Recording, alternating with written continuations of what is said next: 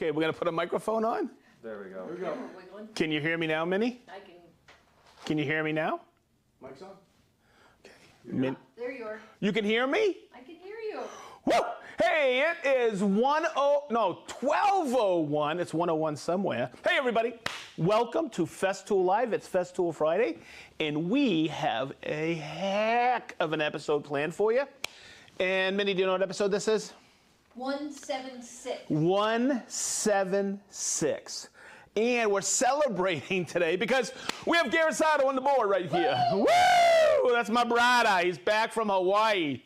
What? Oh, no, he's going to Hawaii next week. Okay, behind the camera, we have Chris, the unit cyber. Online, answering your questions, is Brent Shively. And over on the board, we have Min Min. Woo! There's actually a restaurant in Paris called Min Min. There is. There's several. There's several. Wow. What kind of cuisine, Min? Bakery goods. Ooh. Very good. Wow. We gotta do a Festool Live from Min Min. I love that. In Paris. Good idea. Okay, cool. All right, so today we're gonna go over the custom heads for the HL850. I think we made an announcement already on that. But I want to announce what's happening next Friday on Festool Live because this is going to be really special. We have 12 of the top makers in the United States and Canada that are going to be here. That would be called North America, right, man? Yes. Okay, or part of North America. And we have them coming in next Thursday and Friday for a day and a half to might go a little bit longer for a build-off. And what we do is we raffle off. We have an auction for the two pieces that they built. We have two teams, and all the proceeds are going to go to a really great organization here in Indianapolis called Deeply Ingrained. And if you want to find out about that organization, I implore you to go to their website, deeplyingrained.org. Woo! I think that's all I had to announce. Okay. Okay, so here's where we're going to go with this. When I was designing this Festool Live, I go, what tool haven't I given a lot of love to lately? And what's really funny, this is episode 176, I haven't talked about the HL850, the planer, since episode number 25. Mm-hmm. Oh, wow. Yeah. Wow, isn't that amazing? So what is 176 minus 25, Garrett? I'm sorry, I wasn't listening. Oh my goodness gracious. He said, I wasn't listening. Okay, so here's the HL850. And what I'm going to do is I'm going to step you through on how to, and I did a little of this in episode 25, but I want to run each rustic head. I actually call them custom heads, but it's rustic heads for the HL850. So this is a brand new one. I have not run it yet. It's fresh out of the Sustainer. So when you get one of these, you have this cut ahead. It's a straight cut ahead. And it's actually a shearing cut because there's only one blade on here. All right, and I am going to take that off.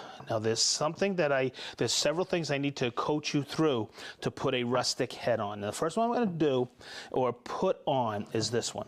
This is the undulating head. In other words, creating rustic effects, distressed effects to emulate hand-hewn look or also hand-scraped flooring. The blade looks just like this. And I'll just take this and show you. It's got a slight arc to it. Okay? So let me show you how, and each one of these rustic cutter heads comes, and you'll see with the profile on it, just like this. So you can't take this blade and put it in this one. That's what I'm getting at. You have to buy the whole cut ahead because you'll see there's little pieces taken out because this blade is balanced to the head. So it is an extremely low vibration planer. Whew, I hope you get that. But what comes with it, which a lot of people forget, is this. This is called a limit stop. And this is a huge safety factor, and you should always put this on, and I'll show you how this all goes together. But first, let's take off this cutter head and replace it with the undulating head. So right here, hopefully we get this. This allows you to lift the blade guard or the cutter guard, and as I pull it, Chris, get it over here so you can see this. I'm going to pull it over and it gets it out of its way. So I just like to hold it like that. There's a 5mm Allen key that takes that off. If you lose it, you always have one with what?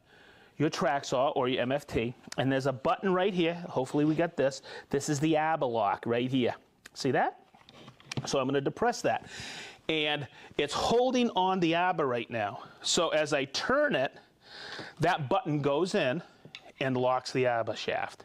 So when I take this off, I just take it like this and I spin it off. Super easy. Now, if you own this planer and you were putting on a different head, really pay attention now. Because I'm going to take the 5mm screw and I'm going to take the washer off. This is board, this ABBA is bored at such a tight tolerance. When I take this off, you have to take it off like this. Now, you're going to notice something. Hopefully we can get in there. Give me an ear, Chris. See that right there? There's a secondary washer on there. Okay, and you're going to see the 2 milled flats on it. What happens is that kind of gets stuck on there. So make sure you take it out. Okay? Because I have seen people just take this, a rustic cutter head, and slide it on. Oopsie. Remember, it's the deep. See how it's deep right here? And it's shallow here. The deep side goes on first. And you just got to be patient to get it on there because it's such a tight tolerance and drop it in. Now, if I just took this washer and I had left this captured washer on here and put this on and tightened it, it would have spun and locked on the ABBA. Okay? And it's really difficult to take off. So always put the locking washer on first. Then the secondary washer. I'm just going to flip it over like this and then put the 5mm screw. Woo! And just hand tightening and then make sure you're locking that ABBA shaft button and then just tighten it up. Just like that. And there it is. It fell in the hole and lock it in. Cool? You getting this? All right. Now, in episode 25, I showed you how to set the blade here. And the reason I showed you is because you see how the deep side, it's flush right here? It's like that on every rustic cutter head. So when I put it in, and here's your jib screws, okay? To loosen those, right here in the handle is stored a wrench, and you just loosen them up like this. Okay? Now, when you put it back in, you set the deep side down, and hopefully we can get this, and you're going to see how that protrudes here on the shallow side. That's what you want. Because today I will show you where that's important. I'm going to show you a little technique that I have come up with or that I use. But when you look, see your front of your sole and your back of your sole? That lines up absolutely perfect in line with your sole. Front and aft. All right? And that's why, and the reason on the straight cut ahead is when I do a rabbit, or on the other side of the pond, a rebate, it gets right in and cleans that corner absolutely perfect on a rabbit. Hopefully you understood that. Now, here's the safety part. Okay, I'm going to set the depth. There is no depth setting. It's pack. Okay, if I went like this and took my front sole here and I was making cuts with this thing would gouge whatever you're doing. Okay, so what I will always tell people is put it in park, and here's how you lock it. But also, to keep you from really spacing it, this is a limit stop, and getting a deeper cut, that's not what you want. You tighten this up. This limits how far you can loosen it. So it is actually a safety. For you, it's a reminder, oh, I got to leave it in pack. Cool? Okay, so I'm going to put this away, and let's run it. Always store everything like this. Take it like this. So if I'm doing a hand scraped effect, I can do long passes, or if I'm hand hewing stuff, I could do choppy passes with it. The replacement blades, I just want to make sure you understand this, are actually milled absolutely perfect to the same consistent weight. So you just have to buy this for the replacement for your head, and they will balance out perfect. Whew! Man, that's a lot of talking. We were discussing this earlier today. See this little button right here? And you see how there's a little point right here?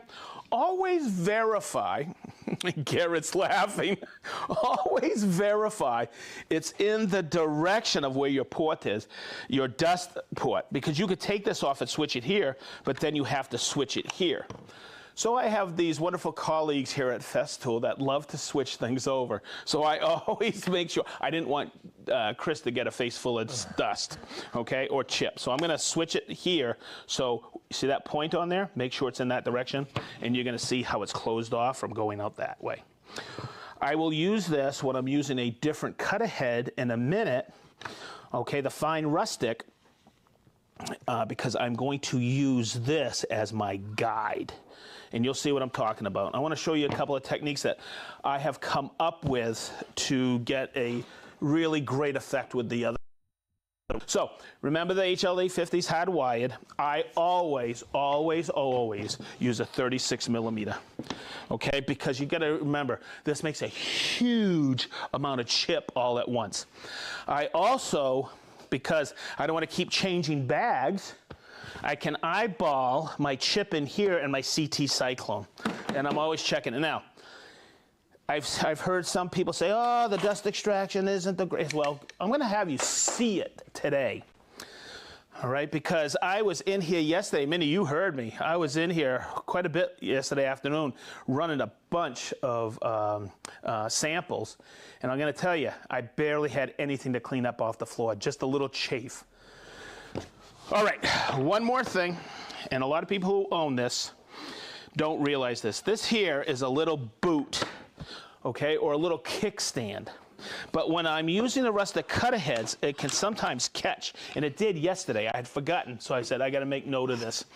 To defeat it or get it out of the way, when you're using rustic cut-aheads, you flip it up and over this way, and you see there's a little notch. Hopefully that's coming through. Flip it up and out of the way right here.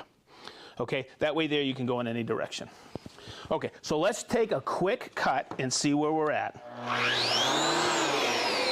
Now, the other thing to remember is this is a plane, a hand plane. It just happens to have power and dust extraction. You still use the rule of thumb on a traditional hand plane. Your forward is here, okay? Your weight's here, and then when I come off of it, make sure your pressure's on the out feed. It's just like using a jointer. And you can see the effect. And I'm gonna make one over here so you can see it. I always start forward of the cut.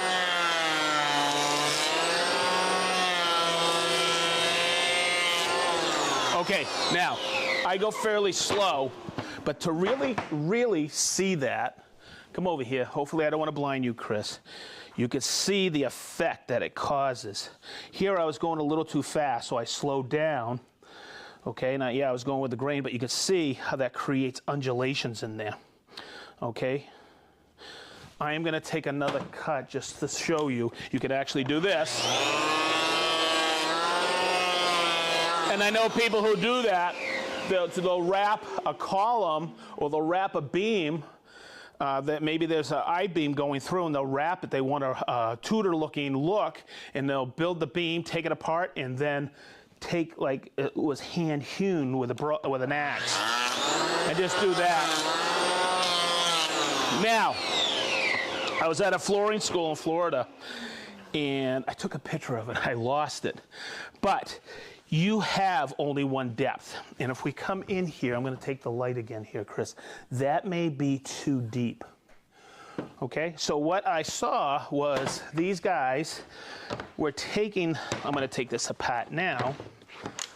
Okay, and what they did is, I thought this was ingenious. They took some double stick tape and they put it on here. okay, and they put shim stock. And I've done this before at home. I've used this shim stock. It's called a hotel card, and I can get a shallower cut with that. I just cut these up, stick them on here, forward and aft, and get an absolutely fantastic cut. Because this, what I was trying to accomplish, was too deep. So there you go. Okay, that's the undulating head, and I think that's the only one I ran last time. Okay, let's step over here, and there's another cut ahead. It's called the fine rustic cut ahead, and it's a wavy design. So somebody came up to me one time and said, "How did you get it to be so?" Ooh, you know what I should do? Back this up a little. Whoopsie, and plug in my one I have over here. Let's get this out of here. Thanks, Garrett. Boy, he's good at this. Okay, and I'm gonna grab a light so we can see this.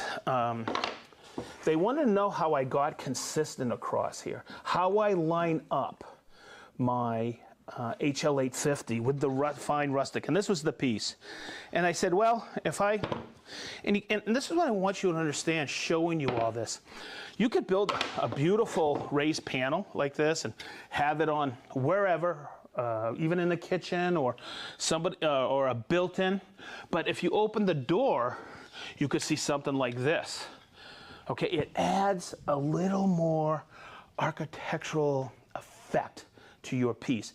You can get so creative with this. And I did this just on a whim one time because I wanted to open up everybody's mind on a raised panel. And they said, how did you get consistent? And I go, what happens when you buy something new? You practice. And they said, well, how do you line it up? And I said, I use the edge of the sole right here. Okay, and I'll show you how I do this. Ooh, this is a really brand new one. Oh my God, I just borrowed this. Oh my God. All right, let me just peel this off. Hey, always make sure you peel the protective part of it off. Boy, that is brand new. Wow.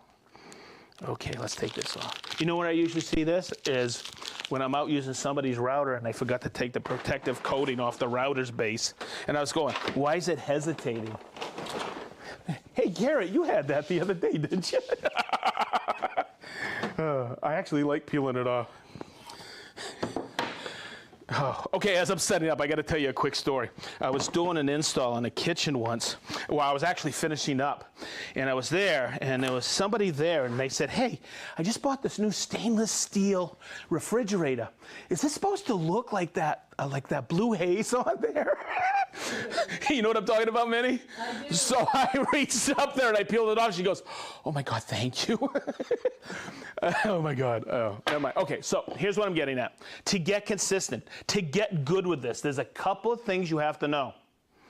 One, you have to make sure your material is dead flat, okay? Because of the way, I'll just draw it out. Look, if I have a board, let me get it so you guys can see it. If I have a board like this, okay, and there's a slight cup in here, okay, I'm gonna hit it here, I'll have flat spots here, and then I'll hit it here. You can only, I don't want to say you can only do this, but if you want a consistency, look at this grain, look how it pops on there, okay? If you want a consistency like this, A, you should practice for lineup, but two, make sure your material is dead flat. I can't say that enough. I wanted to call it out yesterday when I was practicing yesterday. So this, and when I say practice, this is what you should do. Don't go and start using this right away. Make sure you do some scrap pieces like this to understand the lineup of it. I'm gonna get this out of the way. I have one already set up. I'm gonna verify that the direction is in the right position. When you have Garrett in the room, you gotta double check everything. All right, let's plug her in. And boy, I'm gonna tell you, these sure do make a lot of chip quick. Okay, verify everything. I have it in pack position. Now here is where I'm going to utilize this. Don't start here, okay? I always start where the cutter is, okay? See this? And this is my lineup right here, because I know that is right in line. So this is how I do it. Okay, and look how nice that is. Okay? So the next one I've learned is line it up right on there, and this is where you have to watch it, and your balance comes into play.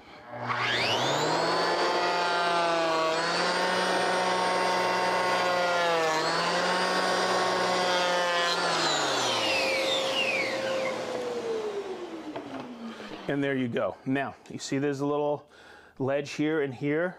Maybe you leave that, maybe don't, but a quick sandpaper with some granite soft will knock that out. And that is how you get consistent. Now let's see, I'm just gonna verify this really quick. I wanna see how dead flat this is. I'm just gonna hold it up. Okay, so this, let me see if I do it on this side. There's a slight crown here, and there's a slight cup here.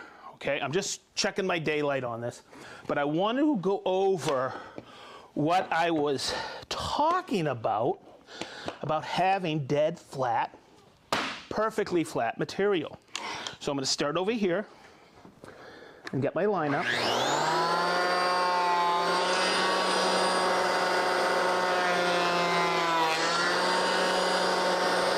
And I will always tell you,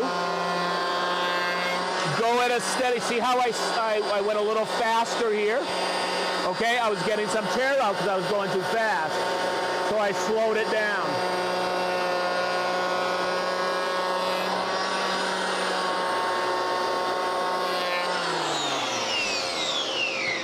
And remember, I always take it like this so I get my kickstand, so I don't set it down there. But with a little practice, you can get one heck of an architectural effect. Now, you see the cupping here? See how that's perfectly round there? But here was the cup. You see how it's flat? Okay, right in there. So that is where, make sure that that is milled just perfectly flat. So there you go. Woo! How we doing? Oh my goodness gracious. So the next one is, we call it the coarse rustic effect, or the coarse cut ahead. Here's your cutter right here, but you'll notice it's a nice, really bold undulations in there. Okay, let's get a light on that, because that's on maple. That came out wicked. Look at that. Okay, once again, look, that wasn't dead flat. I have a flat spot in there. But overall, that's really nice. So this is another one that you should always practice with. Here's my practice pieces from yesterday. And these came out all right as well. You can use scrap. Just make sure there's no screws or nails in there when you're doing this and you're practicing. But boy, you can get some really nice effects in there. I'm just going to take this like this, bring it right on in. And let's just get a 2x4. This is scrap. And let's just take this one to another level. Yeah, double check everything. I think this is the one Garrett was messing with. Okay, I can't say it enough. Make sure you have the flat of that front of the sole on there, and make sure your cutter is not starting on the material.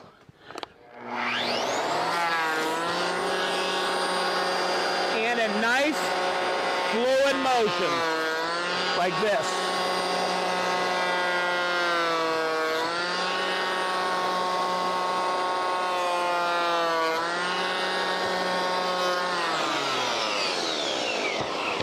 So, just take some granite soft. You'll see like a little sharp peak right here, and you just take that, and no one will ever notice.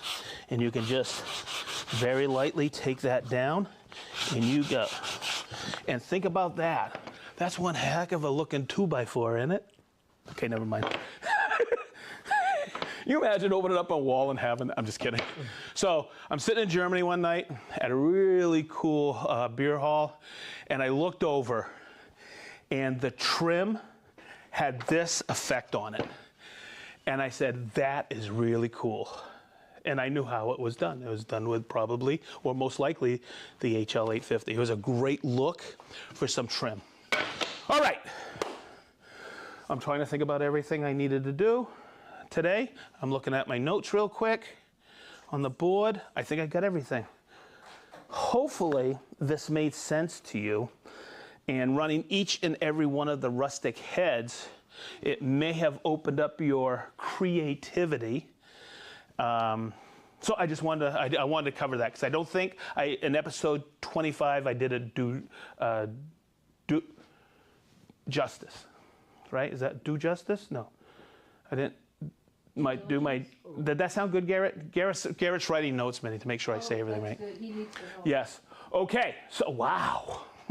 I guess I'm going to call everybody out. Okay. I'm going to say it again. Don't miss next week's Festool Live. That's going to be great. Isn't it, Minnie? Yep. Boy, Always Minnie's been cooking all month for it. You know what? You guys got to tune in because there's some really cool people showing up for it. Okay, so we always have cool people show up for the build-offs. They show up for Festool Live, too. Telling you. I know. Ooh. It's amazing. All right, everybody. We have. Is he still in Oahu? Yes. Doug from Zionsville, which is right over there, but he's in Oahu, which is. You're going to be there next week, aren't you? Yeah. Wow, brother. All right, we have Ray from Pensacola, Joe from Waseca, Illinois, Mike M. from Austin, Texas, Chris from Minneapolis, Des from Harrogate, England, Matt from Tinley Park, Illinois, Big Island Ed. Do you know him? Sure, we know everyone. Okay. We have Mark S. from Woodcraft in Springfield. We have the other Warren in Caldwell, Idaho. Michael from Edmonton, Alberta. David from Portland, Oregon. That's the other Portland. Yeah. Do you know where the other Portland is? In Maine. All right. Maine is close to Hawaii. Never mind. We have we have Gregory from Cheadle, UK. Cheadle, UK. However you pronounce it. We have Oliver, we know him from Southern California. We have Chris from Malta, Warren from Batavia, Ohio, Jason and Yana from Granite Falls, Washington.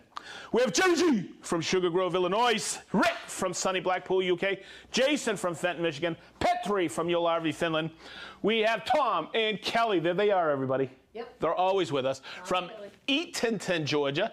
John from Peasleyville, New York. Aronzo from Mississauga, Ontario. Dylan and Rebecca from Cadston, Alberta. Mike from Crimpton on the Mac. I'm sorry. That's Mac from Crimpton on the Lek, Netherlands.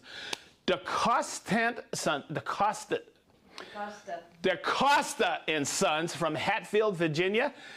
We have Willie Spactrician, he's from Virginia, men. Arno from Wauweek, the Netherlands. Woodcraft Dayton, there they are. Woo! Some of them are coming in for a dealer training. We got Dose for dealer training next week, wicked. Gerald from DeRidda, LA. Jeff from Cincinnati, Ohio. Rob from South Devon, England. Steve from Preston, UK. Captain Kirk from Rockland, Marietta, Georgia. We have Paul and Sherry and Sam from Anthem, Arizona. Joshua from Las Vegas. Oh my God, there he is. No. It's him. No. Everybody, it's him. Here? It's Where? Dirk Where? from Dayton. Okay, we have Dale from Swaddling Coat, England. Edric. I'm sorry. Edric, I'm sorry. I've been probably pronouncing your name incorrectly all these years. From Citrus Heights, California. We have Jacob from Rhode Island. I met him at JLC. He's wicked cool. We have Jim B. from Greenbrae, California. Soren from Denmark. Bermuda Steve. Gary from Beers with the Boys. How you doing, Governor? All right, we have Joe from Akron. Oh, we have Rayon from, there it is, Lillithfair, Pelawedagwilla, North Wales. Woo! Okay, I used to have that in my pocket here so I could pronounce it. I have the phonetic pronunciation of it. Well, there you go. So we have Dan from Whitestone, New York, Gail from Eden, New York, Jeff Covey.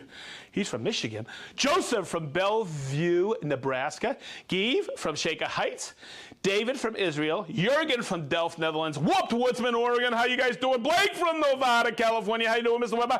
Paul from Reading, Berkshire, UK. Brent from Louisville. Steve from Nashville, Tennessee. Moises C. from Cut and Shoot, Texas. Mac from Los Angeles, California. Woo! Mac from Anaheim, California. Chad and Colton from South Whitley, Indiana. Do I have any stickers on my back? No stickers. Colton's always putting stickers on my back. Steve from Fort Wayne. Dan, my main man, Dan from Kingman, Arizona. Jeff from Bloomington, Indiana. John from Anderson Island. Brian from Basra, Iraq. Yes. Is that the first time we had Iraq? I think so. Woo! Welcome, Iraq. We have Barrio Woodworks from Southern California. Apo from Finland. GGB from Plano, Texas. Tom Slick from Moorhead, North Carolina. Flint from Smithfield, North Carolina. Jeff, wow, from Raymond, Maine. And he's a recent. And he is a new owner of an HL850. Perfect timing. Perfect timing. Go check out. But okay, Jeff, make sure you check out number 25 episode because we do a deep dive on how to set up right from the get-go. We have Stefan from Augsburg, Germany. Guys, guess who it is? She comes with Dave. Her name is Gwen from West Virginia. And we have Terry and Jessica from Salt Lake City, Utah. Robert from the Netherlands. Danielle, you're always there with us, from Bear Twill, Switzerland. Nat from Newark, New Jersey. We have Dave A. from Cape Cod. Marlon from Jamaica, man. Woo! Pinch. Don't say it, Ninny. From Connersville, Indiana. I did laugh. Stevie Z from Sweden. Eric from Huntsville, Indiana. Adam from Indiana. Did I write Indiana? Huntsville. Oh, Alabama. Alabama. It's Eric. Is that one of your friends? It is. Woo! Minnie's blushing. We have Adam from New Bern, North Carolina. Frank from Downers Grove, Illinois. Carrie from Dallas, Texas. Apprentice Mike. How you doing, Apprentice Mike from Raleigh, North Carolina? Sam Kinnison. Oh, no. Sam Kingston from New York. I caught that. We love Sam Kinnison, don't we? Oh, yeah, baby. Kenneth from Oak Park, Illinois. Merlin from Walla, Washington. Michael Michelle from Paris, France. And Petru from Romania. Minnie's writing one more. Woo! We have... Oh, I'm not going to read that. I don't know if he's in business anymore. He is. Oh. Because he's right here. Really? Yeah. And that's Eric from Spenceley Design Company. He used to be on a podcast, I think. Okay, everybody. He's getting married pretty soon. He's getting married? Yeah.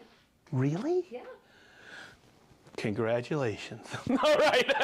Okay. Hey, that was fun. It was. Did you have fun? I had fun. Garrett, did you have fun? Wow, he's so... Unit, did you have fun? I don't think so, Sedge. No. Oh, my God, you're out of here. All right. What are you kidding? He's still in his honeymoon. All right, everybody. Hey, Oh, mercy. thank you very much. Tune in next week, please. We're going to have a heck of a crew. We're going to be so crowded in here. It's going to be... There won't be any sawdust, though. No. Hey, all right. So, thank you. I always say this. We love you. Thanks for tuning in. What a great time this was. Have a safe and fun weekend, and we'll see you next week right here on Festool Live, episode 177. Is that it?